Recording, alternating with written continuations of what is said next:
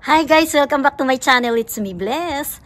I'm here again at the backyard at magtitimpla ako ng fertilizer. Maglalagay ako dun sa water, sa gallon, and then gallon of water, and then ibibilig ko dun sa mga plants, sa mga flowering plants ko. So tara, samahan ninyo ako.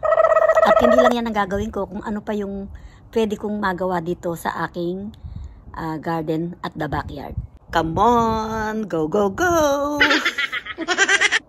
No bashi! Just for fun!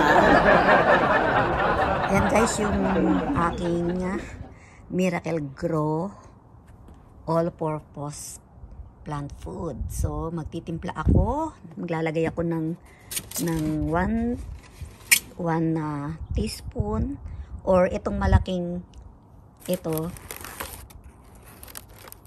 pwede kung marami akong bibili dyan. Pero konti lang naman yung ilalagay ko. Kaya ito na lang. Meron ng laman to. Yan. So lalagyan ko na. May laman na siyang tubig. So isang ganun lang sa kalahati lang ang laman na tubig nito. Kalahating galon. Okay? Kasi konti lang naman yung bibiligan ko. So tara, let's go. At isi-shake natin. Yan. Shake, shake, shake. Shake, shake, shake. Shake, shake. Okay. Yan na, na-shake na, natunaw na siya. So, ididilig na natin siya later. At hindi pala, ang plano ko pala, ididilig ko pala ito doon sa mga oiled soil. Yung lumang lupa doon sa, sa plant box. Kumbaga, i-fertilize ko muna yung soil bago ko lagyan ng tanim. Yun ang plano ko. I don't know kung tama yun. That's only my experiment. Dito, ilalagay ko pala. Tapos yung matitira dun sa mga flowering plants ko.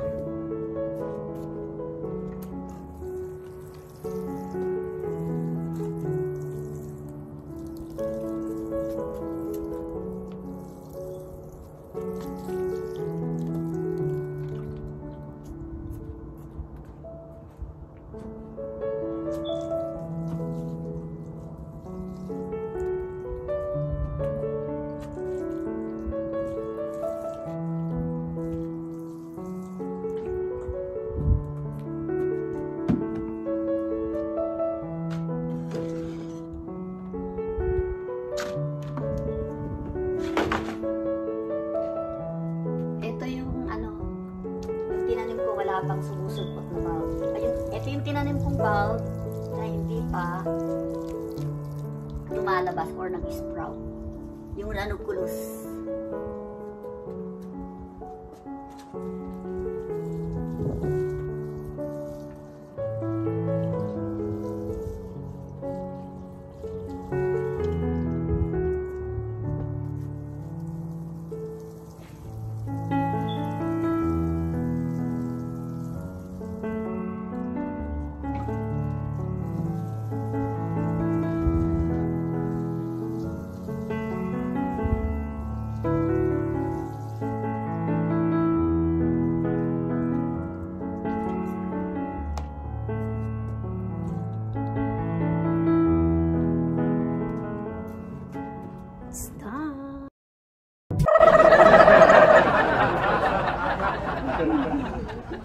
Guys, dito naman tayo sa front yard. Tingnan niyo yung nilagyan ko ng pataba ng isang araw.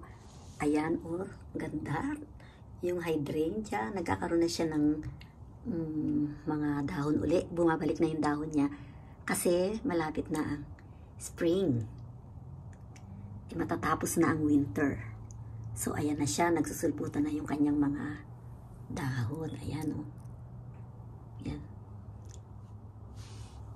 Dalawa tong hydrangea potted plant ko na to. Tingnan natin yung isa. So, eto guys ay younger dun sa isang pinakita ko sa inyo. Pero eto meron na siyang tumutubo. Ayan. Nag-start na siya. Yun. Ayan siya. Yun. So, i-check ulit natin siya next time. This is hydrangea. Ang hydrangea pala pagka winter nawawala ng dahon. Kaya akala ko dati, yung unang tinanim ko, tinapo ko kasi akala ko namatay. So, talagang ganyan, hindi pa ako marunong sa mga tanim-tanim dito sa ibang bansa. Ito naman yung peony. Ayan, oh, nagkakaroon na siya ng mga leaflets. Yuhuu! Papakita ko na sa inyo pag marami na siyang dahon next time. So, ayan, bulb din siya. Kaya sumusulpot na rin yung dahon niya kasi matatapos na ang winter. Today is March 9. Patapos na ang winter. Malapit na ang spring. Ito naman yung maple tree. Tingnan niyo, akala mo patay na siya. Wala siyang dahon, pero magdadahon na siya pagdating ng spring.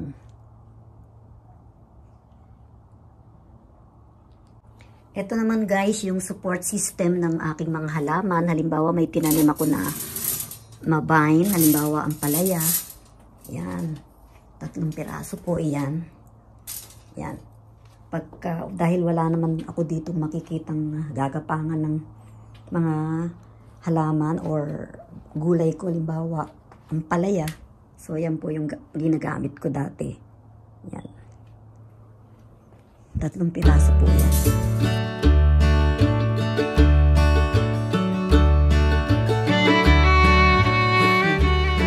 Magtatanim ako ng kamatis. Minsan ang kamatis medyo tumataas at napapahiga na siya dahil sa bigat ng bunga. So, ayan yung nilalagay ko. So, andito lang muna siya. Diyan lang muna siya. Guys, ito yung garden ko sa front yard. Ayun, nandun yung peony. Ayun. Nandun yung peony sa corner.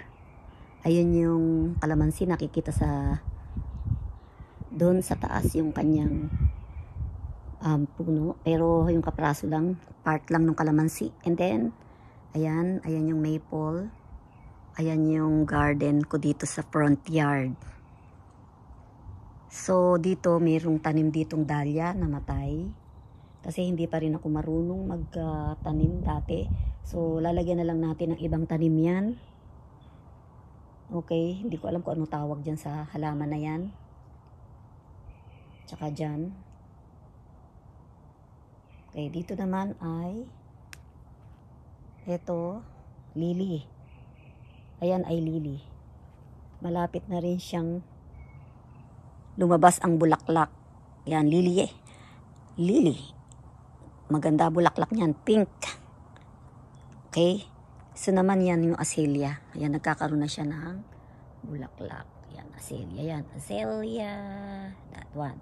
Dito, ang kulay niya dyan ay parang beige or light pink. Ayan.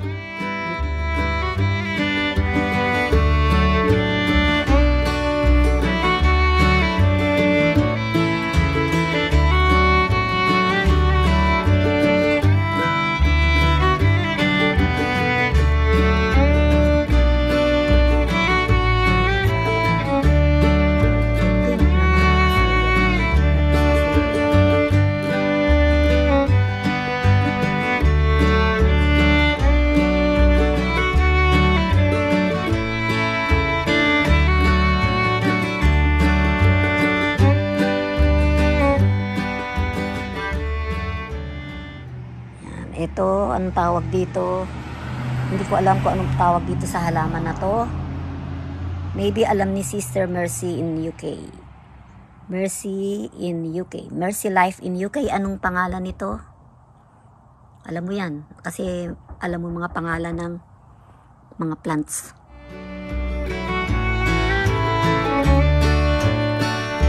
So guys, ayan po yung front yard na inaalagaan ng Meksikano na garhardinero. Hindi po ako nag-aalaga nitong mga grass na to. Meron po kaming binabayaran monthly. Ayan. Pero every other week siya nagdadamo dyan. Hindi po ako hardinero dito. Ako lang yung taga-tanim ng mga flowering plants. Dito naman po sa kabilang side. Ayan. Meron po kaming tanim dito na lavender. Yun. Ayan ang lavender. Ayan, ang bango yan. At saka rosemary. There. Ayan yung rosemary. Okay? At yung damo po, hindi po ako nang nagme-maintain. Yung pong hardinero na binabayaran dito. Kasi mahirap pong mag-mow. Hindi ko po kaya yon. Ayan, meron po akong maliit na succulent dito. Ayan, yan. At saka yun. Yung katabi ng hydrangea. Succulent din yan. Ayun yung hydrangea. Dito naman sa loob ng bahay, meron tayong fig. Ayan. Nakalagay siya sa potted plant siya. At meron tayong money plant. Money tree plant. Yan, money tree plant. Nakalagay din siya sa paso. Yan. At sa bandang ibaba, meron tayong snake plant. Ayan.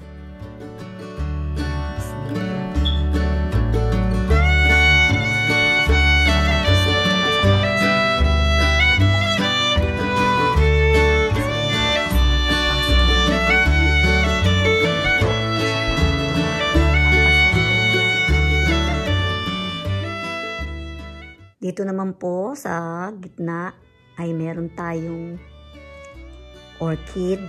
Ayan, mamumulaklak na siya. Regalo lang siya ng friend.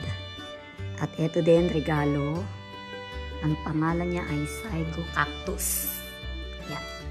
Marami siyang bulaklak pagka December, pag magpapasko na. Namumulaklak na siya. So, pawala na yung bulaklak, kaya tapos na kasi ang Christmas. Ito ay, alam niyo na yan, Monstera. Yan. Monstera. At meron tayo ditong snake plant. Katabi ng Monstera. Ayan, nakabukaka siya. Dapat lagyan siya ng ano, dito. May nabibili. Yan, para magkakaano siya, nakaganyan siya. Para siya tumayo. Lalagyan siya ng tukod. Yan. This is called Monstera. Dito naman sa kitchen, meron tayong water plant. Malapit sa lababo. Yan. Nakababad lang siya sa tubig. Dito ay meron din tayong potted water plant. Yan. Diyan siya nakapwesto palabas ng backyard. Guys, that's all for today. Keep safe always and God bless everyone. Thank you for watching. Please subscribe, like, and share. I love you all subscribers.